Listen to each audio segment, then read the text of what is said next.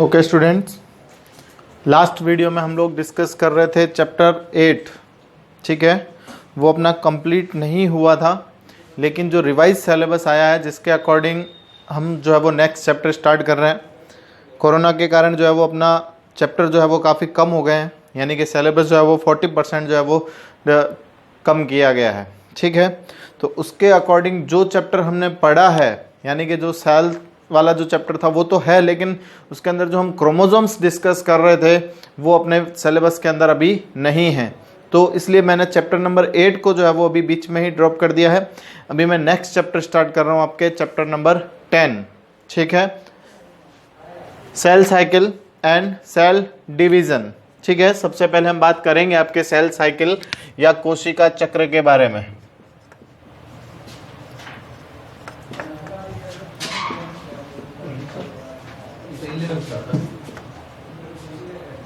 ठीक है, सबसे पहले तो आप ये समझिए कि कोशिका विभाजन क्यों करती है, सेल में डिवाइडेशन क्यों होगा। आप देखेंगे कोई भी लिविंग ऑर्गेनिजम्स होंगे वो ग्रोथ करते हैं, यानी कि उनमें ग्रोथ होगी, मेंटेनेंस का काम होगा, मेंटेनेंस होगा उनके अंदर, यानी कि वृद्धि और मरम्मत का कार्य जो है वो उनके अंदर किया जाता है। वो किसके द्वारा किया जाता है? कोशिका विभाजन के द्वारा ही किया जाता है। जब कोशिका विभाजित होती है तो लिविंग ऑर्गेनिजम्स के साइज में क्या होता है? ग्रोथ होती है, और उनके अंदर बॉडी के अंदर मेंटेनेंस का काम जो है वो किया जाता है, वो सेल डिवीज़न के थ्रू ही किया जाएगा। ठीक है, कुछ कोशिकाएं ऐसी है, जैसे कि हम बात करें, हमने लास्ट चैप्टर के अंदर, लास्ट लेक्चर्स के अंदर हम लोग कंप्लीट कर चुके थे प्रोकैरियोटिक और यूकैरियोटिक सेल। ये दोनों ही सेल जो है वो क्या करती है? डिवीज़न करती है, यानी कि इनके अंदर विभाजन की प्रक्रिया संपन्न होती है। कुछ कोशिकाएं ऐसी है जो विभाजन नहीं करती है। लगभग सभी कोशिकाओं के अंदर विभाजन होगा, लेकिन कुछ कोशिकाएं, जैसे कि बात करें आरबीसी, जो लाल रक्त कणिकाएं होती है, जो एनिमल्स के अंदर, ऑर्गेनिजम्स के अंदर प्रेजेंट होगी, आरबीसीज, ये डिवाइडेशन नहीं करती, इनमें विभाजन नहीं पाया जाता है। फिर बात करें नर्व सेल्स, नर्व सेल्स के अंदर प्रेजेंट नहीं होगा। को जो तंत्रिका कोशिका होती है उनमें विभाजन अनुपस्थित होता है। मसल सेल्स, मसल सेल्स यानी कि पेशी कोशिकाएं, इनमें भी विभाजन नहीं पाया जाता है। तो इस तरह से बात करें कि इन कोशिकाओं में विभाजन की क्षमता जो है वो क्या हो जाती है, विभाजन की क्षमता जो है वो इनमें नहीं पाई जाती है। ये कोशिकाएं विभाजन नहीं करती है। ठीक है, प्लांट के अंदर बात करें, जैसे कि परमानेंट टिश्यू,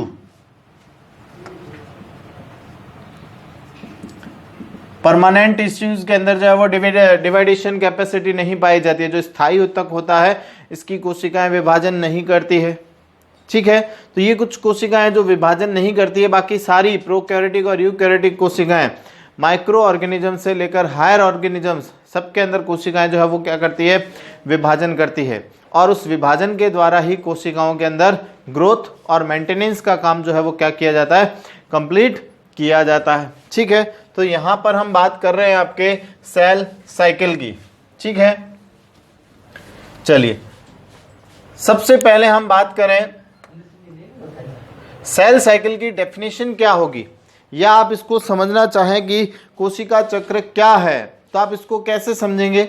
यहां से देखें, जब एक नई कोशिका बनती है, जब न्यू सेल्स डेवलप्ड होती है, तो उस कोशिका के बनने से लेकर, उस कोशिका के बनने से लेकर अगली बार फिर से विभाजित होने तक के बीच, विभाजित होने के बीच में जो भी परिवर्तन होते हैं, यानी कि एक नई कोशिका बनी और वह कोशिका वृद्धि करके जब अगली बार विभाजित होती है, तो इस दौरान कोशिका के जीवन के अंदर जो परिवर्तन आते हैं, उन परिवर्तनों को हम क्या कहते हैं? सेल साइकिल कहते हैं। क्लियर हो गई बात आपके? नई कोशिका, समझ, आप इसको इस तरह से समझिए, जैसे हमारे पास में ये एक सेल है।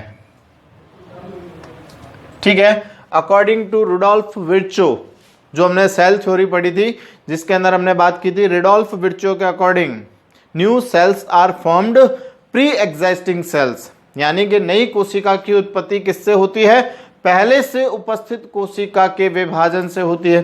सपोज ये प्री एग्जिस्टिंग सेल्स है और ये डिवाइडेशन करेगी, यानी कि इस कोशिका से दो नई कोशिकाएं बन गई। अब ये दोनों कोशिकाएं जब अगली बार विभाजन करेगी तो यहां से लेकर के नेक्स्ट डिवीजन तक इस सेल के अंदर जो जो चेंजेस आते हैं उन चेंजेस को हम क्या कहते हैं? सेल साइकिल कहते हैं, यानी कि कोशिका चक्र कहते हैं। और कोशिका के निर्मित होने से या कोशिका के विभाजन में, आप इसको यूं समझिए कि कोशिका के विभाजन में लगने वाला समय, समझ रहे हैं आप बात को मेरी? कोशिका के विभाजन में लगने वाला समय क्या कहलाता है? जनन काल या जर्मिनेशन पीरियड कहलाता है।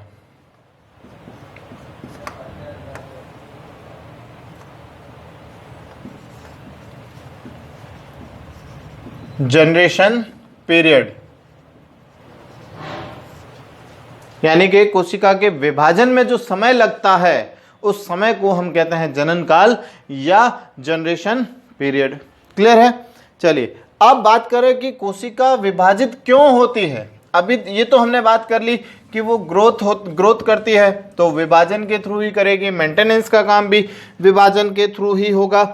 लेकिन बात करें कि वो विभाजन कब करेगी, कोशिका में विभाजन कब होगा, तो देखो कोई भी कोशिका जब नई बनती है, मान लो कि ये कोशिका है, नई कोशिका बन रही है, जब तक ये कोशिका अपने वॉल्यूम का डबल नहीं हो जाती, यानी कि जब ये अपने आयतन के दुगुने आयतन के बराबर नहीं हो जाती है, तब तक ये विभाजन नहीं करेगी।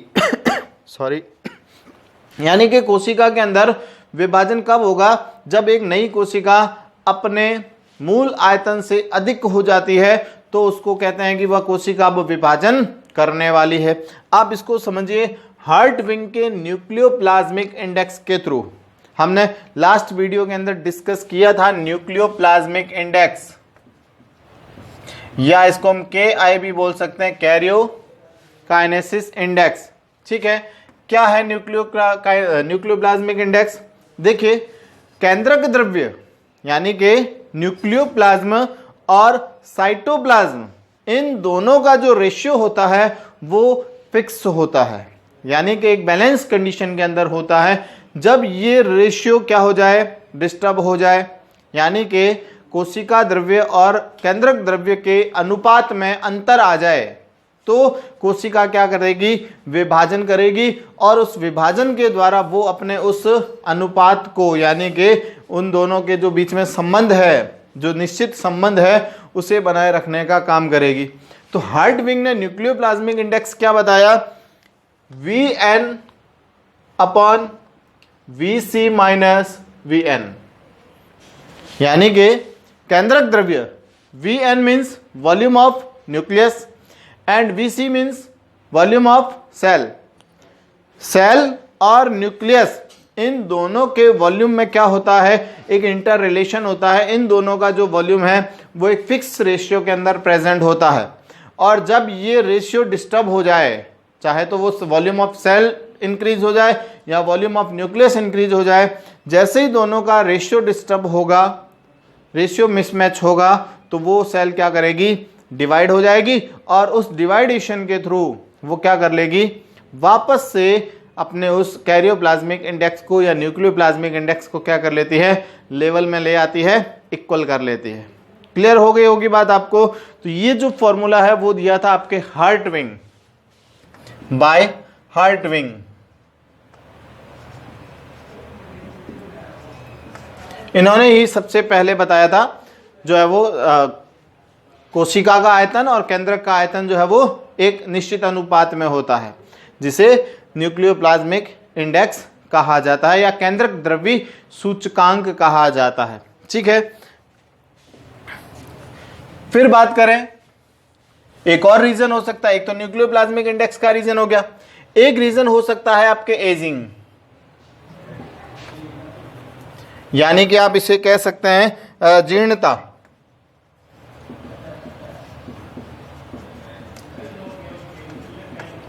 एजिंग का मतलब क्या है? देखो, जैसे जैसे एज बढ़ेगी, सेल की एज बढ़ेगी, तो उसका जो प्रोटोप्लाज्म है वो क्या होता जाएगा? पुराना होता जाएगा, वीक होता जाएगा। और जब सेल डिवाइड हो जाती है तो उस सेल के अंदर जो प्रोटोप्लाज्म पहले था वो अब क्या हो जाएगा? न्यू फॉर्म्ड हो जाएगा। यानी कि जो प्रोटोप्लाज्म है वो फिर से नया हो जाता है, और इससे जो है वो सेल के अंदर न्यू पावर्स जो है वो जनरेट हो जाती है। तो ये भी एक रीजन हो जाता है कि एजिंग के कारण भी जो है वो सेल या जो कोशिका है वो क्या करती है? विभाजन करना प्रारंभ कर देती है। जब कोशिका की आयु धीरे धीरे बढ़ती है तो कोशिका का जो जीव द्रव्य है वो पुराना हो जाता है, यानी कि उसकी क्षमता कम हो जाती है। और जब वो कोशिका विभाजन करती है तो उसका जो जीव द्रव्य है वो फिर से नया हो जाता है, यानी कि नया जीव द्रव्य उत्पन्न हो जाता है। क्लियर हो गई बात? इस कारण से भी कोशिका क्या करती है? विभाजन करती है। चलिए हम बात करते हैं कोशिका चक्र कैसे होता है, और कोशिका के बनने से लेकर विभाजन तक कौन कौन से परिवर्तन होते हैं, कौन कौन से चेंजेस आते हैं, उन्हें हम इस सेल साइकिल के थ्रू समझने की कोशिश करते हैं। सेल डिवीजन अगर आपको समझना है तो उससे पहले आपको सेल साइकिल जो है वो कंप्लीट होना चाहिए, वरना आपको सेल डिवीजन जो है वो क्लियर नहीं हो पाएगा। ठीक है, तो हम बात करते हैं यहाँ पर सेल साइकिल की, किस तरह से कंप्लीट होता है। देखिए, कोशिका चक्र के दौरान दो प्रावस्थाएं होती है, यानी कि जो सेल साइकिल है वो 2 फेज में कंप्लीट होता है। फर्स्ट है आपके इंटरफेज, या जिसे आप कह सकते हैं अंतरावस्था, इंटरफेज या अंतरावस्था। और सेकंड हो जाएगी आपके माइटोटिक फेज,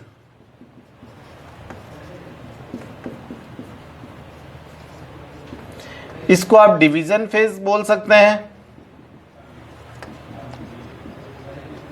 यानी कि विभाजन अवस्था।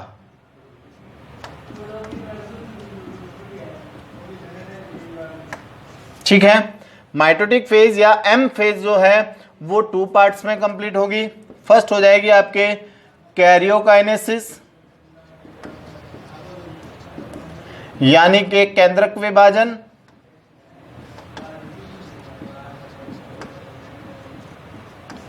और सेकंड होती है आपके साइटोकाइनेसिस, यानी कि कोशिका द्रव्य विभाजन।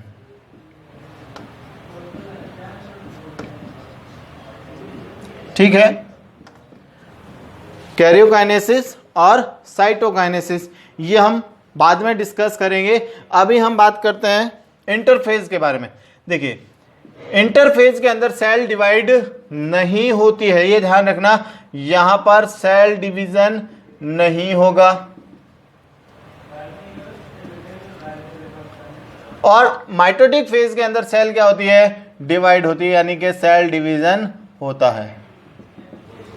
इसमें आप अंतर समझ लें कि इंटरफेज के अंदर कोशिका विभाजित नहीं होती है, और विभाजन अवस्था के अंदर कोशिका क्या करती है? विभाजन करती है। तो इंटरफेज में क्या होगा? देखिए, बात करते हैं हम सबसे पहले इंटरफेज के बारे में। सबसे पहले इंटरफेज या अंतरावस्था के बारे में बात करें। इस अवस्था को बाह्य विश्राम अवस्था भी कहा जाता है।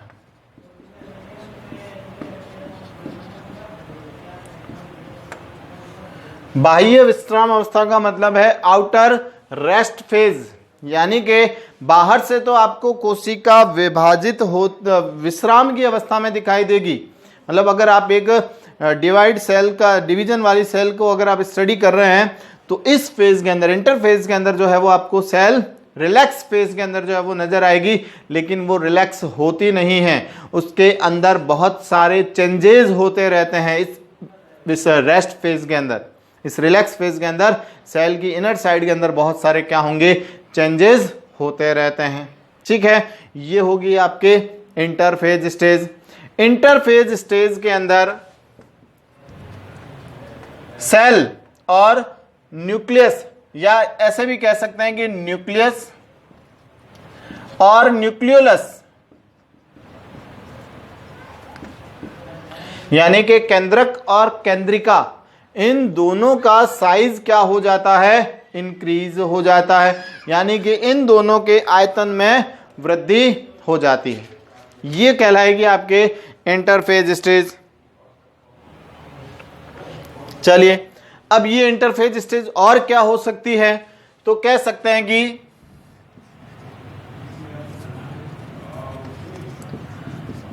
Connective link between two division, यानी कि दो विभाजनों के बीच की योजक कड़ी है ये, समझ रहे हैं आप? यानी कि दो विभाजन, एक कोशिका विभाजित होती है, उसके बाद जब वो दोबारा विभाजित होगी तो उन दोनों के बीच की जो फेज होती है वो कहलाएगी आपके इंटरफेज स्टेज। यानी कि इसको कनेक्टिव लिंक कह सकते हैं, या कह सकते हैं कि दो विभाजन के बीच की अवस्था, ये कहलाती है आपके इंटरफेज स्टेज। इस इंटरफेज स्टेज को हमने स्टडी करने के लिए 3 पार्ट्स के अंदर क्या कर लिया है? डिवाइड कर लिया है। यानी कि अब इंटरफेज का जो स्टडी है वो हम 3 फेज के अंदर करते हैं। फर्स्ट फेज होगी आपके G1 फेज, इसको गैप फेज भी कह सकते हैं, गैप फर्स्ट फेज, या फिर इसको ग्रोथ फेज भी कहा जा सकता है।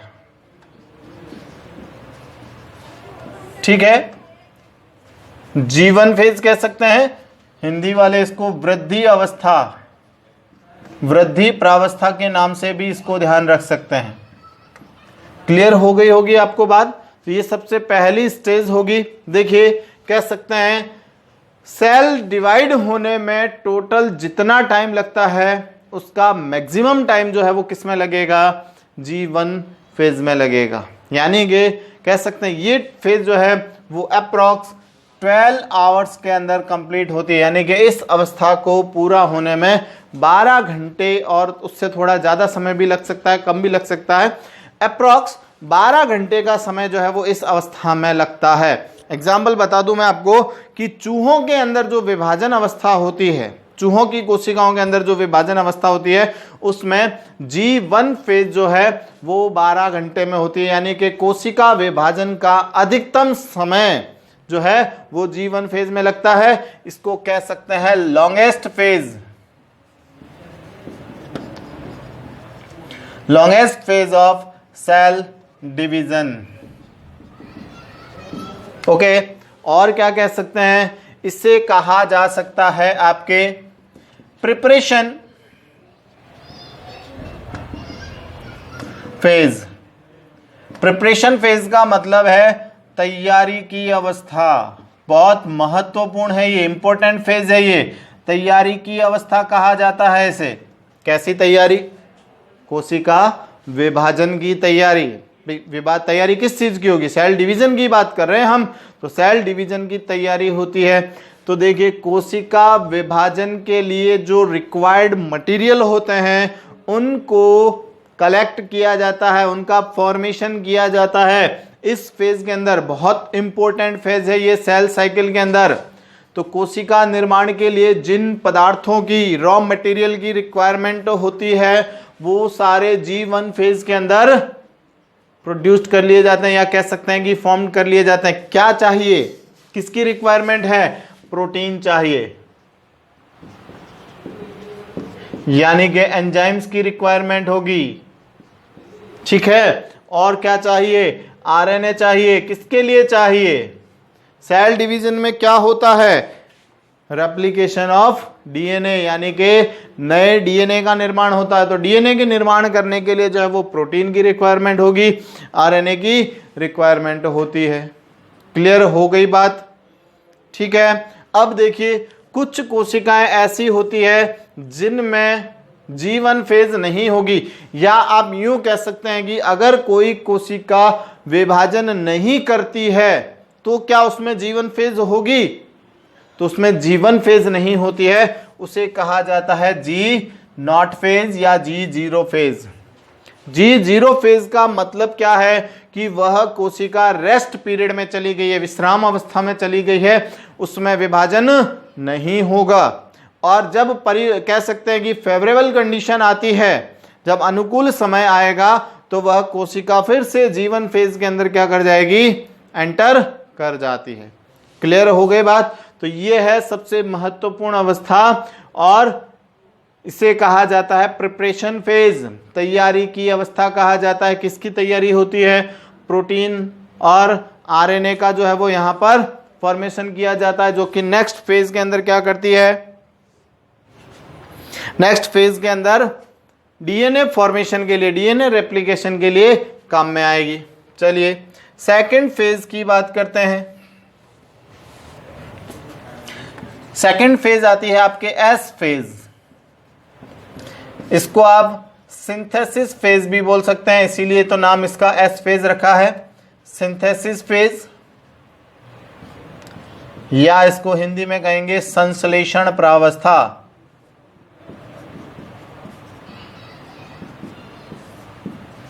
संश्लेषण प्रावस्था, इस अवस्था के अंदर समय लगता है आपके लगभग 6 से 8 घंटे का, यानी कि जो सिंथेसिस फेज है इसमें 6 से 8 घंटे का समय लगता है। कोशिका विभाजन में लगने वाले कुल समय का 6 से 8 घंटे समय जो है वो इसमें लगता है। ठीक है, चलिए बात करें कि सिंथेसिस फेज क्यों कहा है इसको, यहाँ पर किसका संश्लेषण होता है, तो इस अवस्था में डीएनए का संश्लेषण होता है, सिंथेसिस ऑफ डीएनए, नया डीएनए बनेगा। कोशिका विभाजन के लिए रिक्वायरमेंट तो इसी की है, डीएनए की ही आवश्यकता होती है, तो इसका संश्लेषण होता है, इसीलिए इसको कहा जाता है एस फेज। अब डीएनए का संश्लेषण करने के लिए एस फेज के लिए रिक्वायर होगी आपके जीवन फेज की, यानी कि जीवन फेज जो है वो डीएनए सिंथेसिस के लिए रिक्वायर्ड रॉ मटेरियल क्या करती है, कलेक्ट करती है। क्लियर हो गई बात आपको। तो ये कहलाएगी आपके एस फेज, या इसको हम बोलेंगे synthesis phase. Okay, third phase आती है आपके G2 फेज, यानी कि गैप 2 फेज, या इसको आप बोल सकते हैं growth phase, growth second phase, second growth phase. ठीक है, G2 फेज वापस वही कह सकते हैं, द्वितीय अंतरावस्था कह सकते हो, या फिर द्वितीय वृद्धि प्रावस्था कह सकते हो। देखिए इस अवस्था के अंदर न्यूक्लियस का साइज क्या हो जाता है, बड़ा हो जाता है। वॉल्यूम ऑफ न्यूक्लियस, ऐसे लिख दीजिए, increase the volume of nucleus, यानी कि इस अवस्था के अंदर केंद्रक का जो आयतन है वो क्या हो जाता है, बड़ा हो जाता है। और जब केंद्रक का आयतन बड़ा हो जाएगा तो उसके बाद कोशिका में विभाजन की अवस्था जो है वो क्या हो जाएगी, शुरू हो जाएगी। ठीक है, तो ये सेकंड फेज होती है आपके ग्रोथ सेकंड फेज। इस फेज के अंदर आपके क्या होता है, न्यूक्लियस का जो वॉल्यूम है वो क्या हो जाएगा, इंक्रीज हो जाता है। न्यूक्लियोलस फॉर्मेशन वो भी यहां पर जो है वो स्टार्ट हो जाएगा।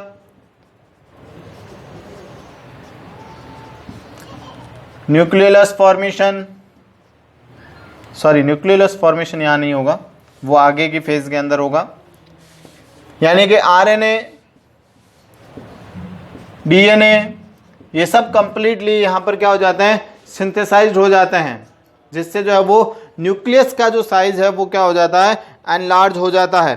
और इस फेज के अंदर टाइम लगता है आपके 3 to 4 आवर, 3 से 4 घंटे का समय जो है वो इस प्रावस्था के अंदर लगता है।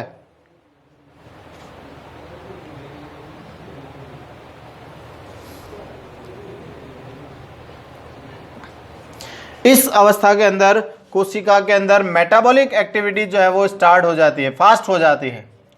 मेटाबॉलिक एक्टिविटीज जो है वो क्या हो जाएगी, फास्ट होना स्टार्ट हो जाएगी। इससे जो है वो सेल फिर आ जाएगी आपके डिवीजन फेज के अंदर। क्लियर है? तो सेल साइकिल को अब एक बार हम डायग्राम से बात कर लेते हैं। देखिए डिवीजन फेज मैंने अभी स्टार्ट नहीं करी है, क्योंकि डिवीजन फेज के अंदर हम बात करेंगे आपके माइटोसिस डिवीजन और मियोसिस डिवीजन, यानी कि समसूत्री विभाजन और सूत्री विभाजन के बारे में। तो पूरा अलग से जो है वो चैप्टर चलेगा आपके माइटोसिस और मियोसिस का, जिसके अंदर हम डिस्कस करेंगे। तो नेक्स्ट वीडियो के अंदर हम स्टार्ट करेंगे आपके क्या, माइटोसिस फेज यानी कि विभाजन अवस्था। चलिए अब इसको हम जो है वो एक साइकिल के थ्रू जो है वो समझ लेते हैं। सेल साइकिल किस तरह से बनेगा ये इंपॉर्टेंट है, आपको ये डायग्राम भी पता होना चाहिए। सेल साइकिल किस तरह से कंप्लीट होता है, ठीक है। ये इसका सेंटर पॉइंट होगा,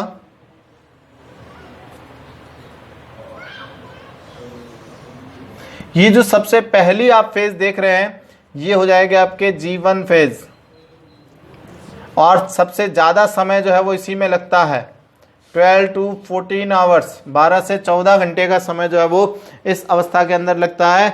इसको आप कहते हैं ग्रोथ फेज। सेकंड आ जाएगी आपके एस फेज, यानी कि सिंथेसिस फेज।